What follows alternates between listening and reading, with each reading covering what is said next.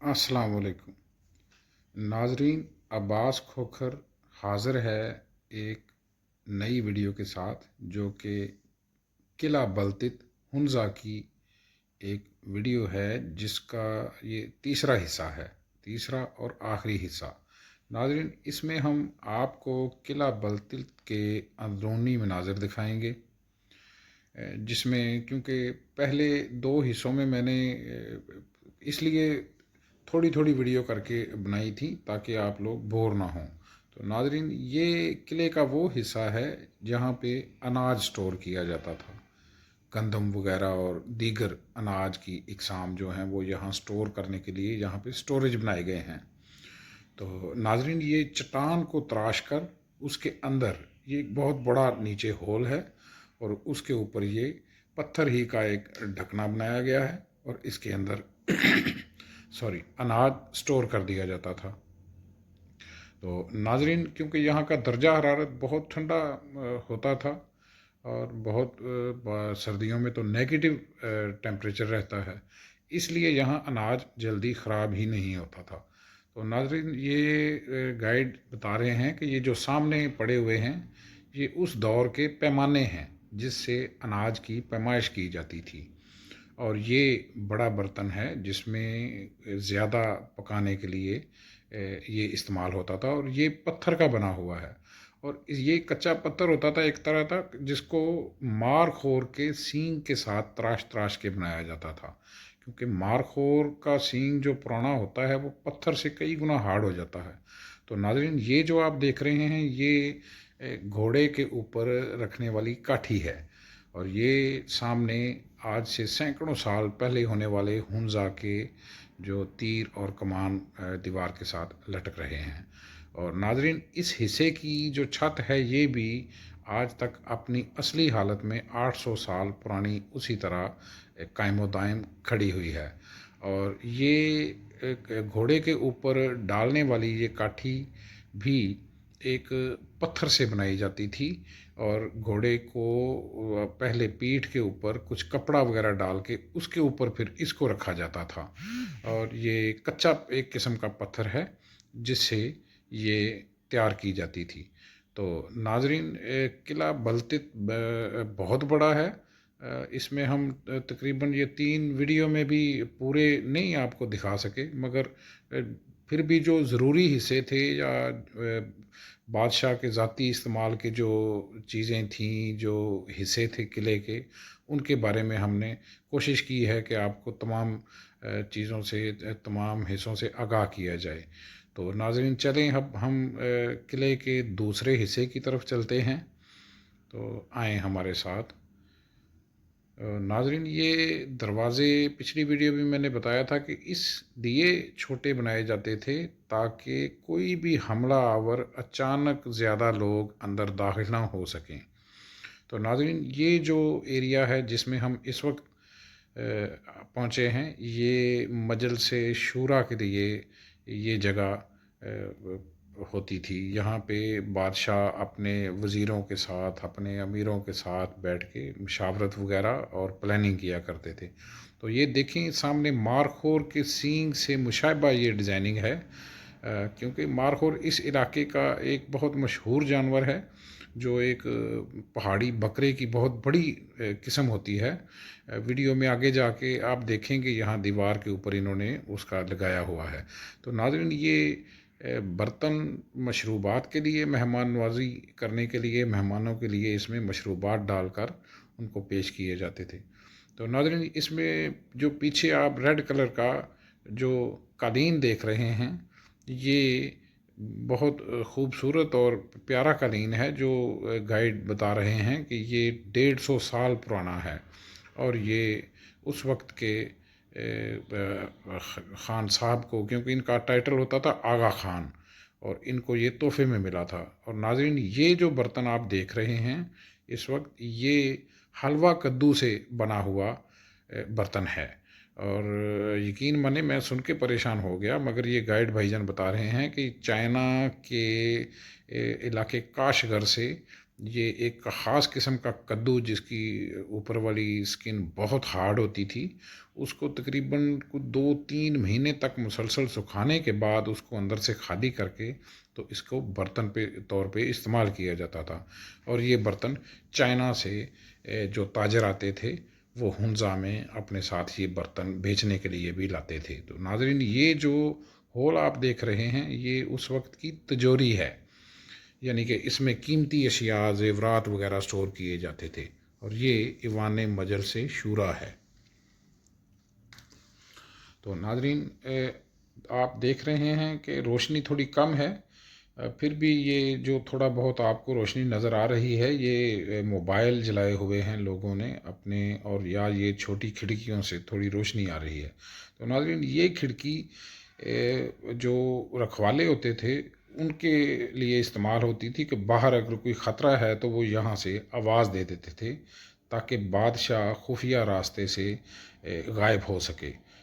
اور ناظرین، یہ دیکھ رہے ہیں آپ کہ اس کی اخروٹ کی لکڑی سے اور یہ دیار کی لکڑی سے تیار کیا گیا یہ قلعہ اور پتھروں سے یہ 800 سال سے آج بھی اپنی پوری آب و تاب کے ساتھ کھڑا ہے، اور یہ ہنزا کی شان بڑھا رہا ہے۔ اور جب بھی آپ بلتت ویلی کی طرف آئیں، ہنزا کی طرف، تو آپ بلتت فورٹ کو ضرور وزٹ کریں، بہت ہی خوبصورت اور ایک ہسٹوریکل فورٹ ہے یہ۔ تو ناظرین، یہاں سے ہم آپ آگے دوسرے حصے کی طرف بڑھتے ہیں۔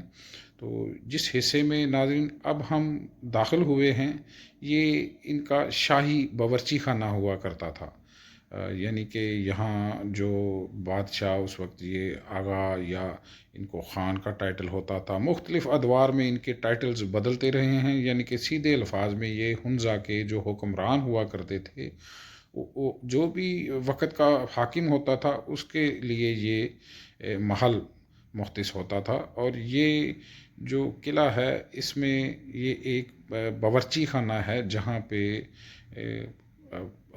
حاکمین کے لیے کھانے وغیرہ تیار ہوتے تھے۔ اور ناظرین، یہ جو حصہ جس میں اس وقت میں کیمرہ اندر ڈال کے آپ کو دکھا رہا ہوں یہ ایک فریج کے طور پہ استعمال ہوتا تھا۔ اور یہ جو سامنے آپ کو برتن نظر آ رہے ہیں ان میں سے یہ والے برتن جو سامنے پڑے ہوئے ہیں الٹے ہاتھ پہ، یہ دھات کے بنے ہوئے ہیں۔ اور ناظرین، اس کے ساتھ یہ آپ دیکھ سکتے ہیں کہ گائیڈ ہمیں بتا رہے ہیں کہ ان میں سے جو یہ برتن ہیں 4-5 یہ تانبے کے بنے ہوئے ہیں، اور یہ جو دوسری سائڈ کے برتن ہیں یہ سارے پتھر سے تیار کیے ہوئے ہیں، مارخور کے سینگ سے تراش کر۔ اور یہ ایک بڑی دیچکی ہے جس میں سالن وغیرہ تیار ہوتا تھا، اور یہ ایک توا ہے پتھر کا، اور یہ گندم پیسنے کے اوزار ہیں، یہ چکی تو نہیں ہوتی تھی، یہ پتھر کے ساتھ ہی رگڑ رگڑ کے ان کے ملازمین جو ہوتے تھے حاکموں کے وہ آٹا تیار کیا کرتے تھے۔ اور ناظرین، یہ سامنے یہ جو آپ کو اس وقت لمبا سا برتن نظر آ رہا ہے یہ لسی بنانے کے لیے، دہی کو لسی میں کنورٹ کرنے کے لیے یہ برتن استعمال ہوتا تھا۔ اور ناظرین، اس طرف میں آپ کو دکھاتا ہوں، یہاں یہ بکرے کی ایک کھال لٹک رہی ہے، یہ اصل میں پمپ کا کام کرتی تھی کہ اس کو بار بار دبا دبا کے اس کو ایک پریشر سے ہوا پہنچائی جاتی تھی نیچے چولہے کی طرف تاکہ چولہے میں ہیٹ بڑھائی جا سکے۔ اور ناظرین، یہ جو آپ کو نظر آ رہے ہیں برتن یہ بھی حلوہ کدو سے ہی تیار ہوتے تھے۔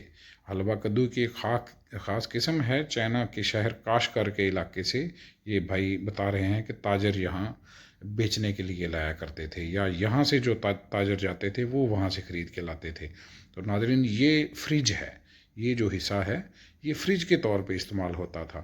اور ناظرین، یہ 800 سال سے ان کے جو اپنی دیکھیں اپنی تہذیب، اپنا جو طور طریقہ تھا، اپنے ساز و سامان آج تک ان لوگوں نے سنبھال کے رکھا ہوا ہے۔ اور یہ جو ابھی آپ نے دیکھا ہے یہ دیا تھا شاہی باورچی خانے کا، یہ دیکھ لیں آپ نے یہاں دیکھا ہوگا کہ یہ لگایا ہوا ہے انہوں نے کہ یہ شاہی باورچی خانہ تھا۔ اور یہ جو چھت ہے اس کی، یہ اندازہ کریں کہ 820-25 سال گزرنے کے باوجود آج بھی یہ وہی چھت ہے جو اس وقت ڈالی گئی تھی، اس میں کوئی تبدیلی نہیں کی گئی۔ قلعے کے بعض حصوں میں کچھ تبدیلیاں کرنی پڑی ہیں، مگر وہ بھائی نے بتایا ہے کہ وہ بھی اسی ڈیزائننگ میں دوبارہ تیار کی گئی ہیں۔ اور یہ جو سامنے گول نظر آ رہا ہے یہ توا ہے۔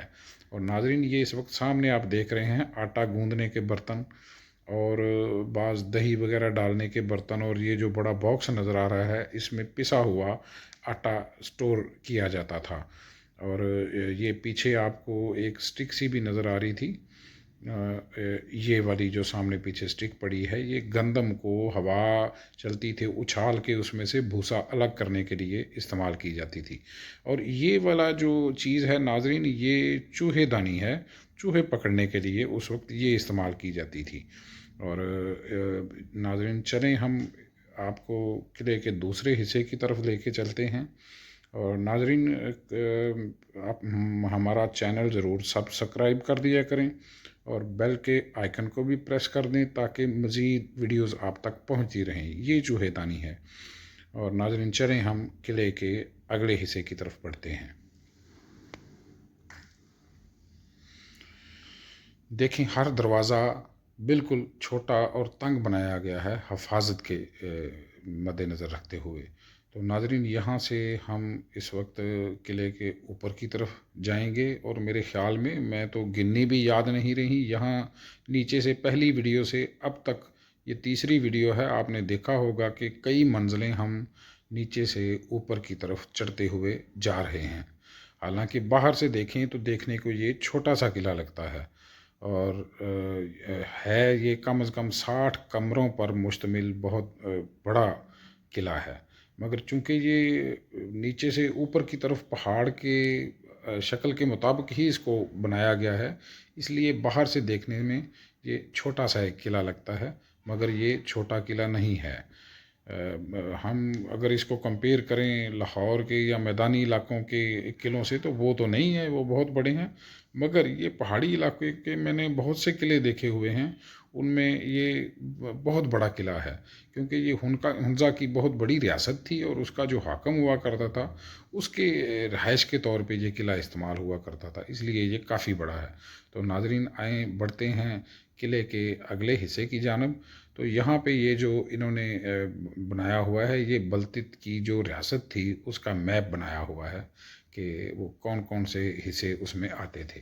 تو ناظرین یہ جو حصہ ہے یہاں یہ آپ ہر تصویر کے نیچے جو لگا ہوا ہے میں اس کو فوکس کرتا جاتا ہوں، آپ اس کا اسکرین شاٹ لے کے پڑھ سکتے ہیں، کیونکہ اگر میں ہر ایک کی تفصیل بتاتا جاؤں گا تو بہت ٹائم لگے گا۔ تو ناظرین یہ نبی اکرم صلی اللہ علیہ وآلہ وسلم کا شجرہ نسب ہے جو یہاں دیوار کے ساتھ لگا ہوا ہے، اور اس کے ساتھ سیدھے ہاتھ پہ آپ دیکھتے جائیں کہ یہاں یہ سارے ہنزا کے مختلف ادوار کے جو حاکمین ہوا کرتے تھے ان کی تصاویر آویزاں ہیں، اور ان کے نیچے جو ان کے بارے میں جو بھی تفصیل ہے وہ لکھی ہوئی ہے، آپ اس کی اسکرین شاٹ لیں اور اس کو دیکھتے جائیں کہ تفصیلاً کہ یہ کون تھے، کون سے دور سے کس حصے تک ان کی حکومت رہی ہے۔ اور ناظرین یہ میر یہ بھی حاکم تھے، اور اس کے بعد یہ بھی حاکم تھے۔ یہ تمام تصویریں جو اس وقت آپ کو دکھائی جا رہی ہیں یہ حاکمین کی تصاویر ہیں، اور یہ ایوان استقبال کے طور پہ استعمال ہونے والی جگہ تھی جہاں پہ کچھ مہمان یا کوئی وزیر یا دوسرے علاقوں کے حاکمین آیا کرتے تھے، تو اس حصے میں ان کو ایوان استقبال اس ایریا کا نام ہے، یہاں ان کو ریسیو کیا جاتا تھا اور پھر آگے مہمان خانے میں لے کے جایا کرتے تھے۔ تو ناظرین یہ ہر تصویر کے نیچے میں فوکس کر رہا ہوں تاکہ آپ اسکرین شاٹ لے کے اس حاکم کے بارے میں تفصیل جان سکیں۔ تو ناظرین یہ شاہی لباس ملکہ کا اور حاکم وقت کا جو بلتت کی ریاست کے حاکم ہوا کرتے تھے، جب وہ عوام میں جاتے تھے تو یہ شاہی لباس پہن کر عوام کے سامنے جایا کرتے تھے۔ تو ظاہر ہے گھر میں تو ہر وقت انسان نہیں پہن سکتا، اور ناظرین یہ مارخور کی جو ہے آپ کے سامنے یہ مارخور ان کے کلچر کا ایک حصہ ہے، کیونکہ اس علاقے کی پہچان بھی مارخور کے نام سے ہے، اور اسی طرح ہمارے پاکستان کی جو خفیہ ایجنسی ہے اس کا بھی جو مارک ہے وہ مارخور ہی ہے۔ اور ناظرین، مارخور بہت طاقتور پہاڑی جانور ہے، اور یہ وہاں پہاڑوں کی چوٹیوں میں رہتا ہے جہاں تک انسان کا جانا بہت مشکل ہو جاتا ہے۔ اور یہ آپ دیکھ رہے ہیں جو تصاویر ہیں ان کے نیچے، میں کوشش کر رہا ہوں فوکس کرنے کی کہ آپ اس کی اسکرین شاٹ لے کے تو اس کو دیکھتے جائیں کہ یہ کس دور میں کون سا حکمران تھا ہنزا پہ، بلتستان پہ۔ تو آپ مزید اس کے پہ اپنا لے کے نا اس کا اسکرین شاٹ، تو اس کی تفصیل جان سکتے ہیں۔ تو ناظرین، یہ بلتت کا قلعہ واقعی باہر سے دیکھنے میں جتنا ہمیں محسوس ہوتا ہے، باہر سے ایسا ہی لگتا ہے کہ ایک بالکونی ہے اور اس کے ساتھ تھوڑا سا ایک ایریا ہے، مگر جب اس کے اندر داخل ہو جائیں تو وہ پہاڑ کی پیچھے والے حصے کی طرف پھیلا ہوا ہے، کیونکہ پیچھے والا حصہ بہت ڈھلوان سے بنا ہوا ہے اور سیدھی ڈھلوان ہے جس طرف سے حملہ آور فوج کا چڑھنا تقریباً ناممکن تھا۔ اور ناظرین، یہ بھی ایک تصویر لگی ہوئی ہے، اس کی اسکرین شاٹ لے کے آپ دیکھ سکتے ہیں۔ تو ناظرین، یہ جو راستہ نیچے کی طرف جا رہا ہے، ہم اس قلعے کی بیک سائڈ کی طرف لے کے جاتے ہیں آپ کو، اور کوشش کرتے ہیں کہ یہاں سے ہم آپ کو قلعے کی بیک سائڈ دکھائیں کہ کس طرح یہ کتنی مشکل جگہ پہ قلعہ بنا ہوا ہے۔ تو ناظرین دیکھیں، وہ نیچے کئی ہزاروں فٹ نیچے ایک نالا بہہ رہا ہے، یا شاید کوئی چھوٹا دریا ہے۔ تو اس سائڈ سے یہ سیدھی ڈھلوان اوپر کی طرف آتی ہے، اور یہاں سے بنیاد بنا کر پھر اس کے اوپر اس قلعے کو تیار کیا گیا ہے۔ اور میں آپ کو دوسری طرف سے یہ بھی دکھاتا ہوں کہ یہ دیکھیں، یہاں سے یہ جو نالا جا رہا ہے یا دریا ہے، یہاں سے سیدھا اوپر قلعے کی طرف چڑھنا تقریباً ناممکن تھا، کیونکہ یہ سامنے والا پہاڑ ہے، یہ اس کی کٹنگ بھی بالکل سیدھی ہوئی ہے، اور یہ پیچھے آپ دیکھ رہے ہیں کہ پیچھے سارے گلیشیئر اور بہت چٹانوں والے سیدھے پہاڑ ہیں، یہاں سے فوجوں کا آنا تقریباً ناممکن تھا۔ تو ناظرین، یہ جو سیدھا ایریا آپ دیکھ رہے ہیں، قلعے کو آنے کا یہی ایک اکلوتا راستہ ہے، یہ جو سیدھا آپ کو اس وقت نظر آ رہا ہے۔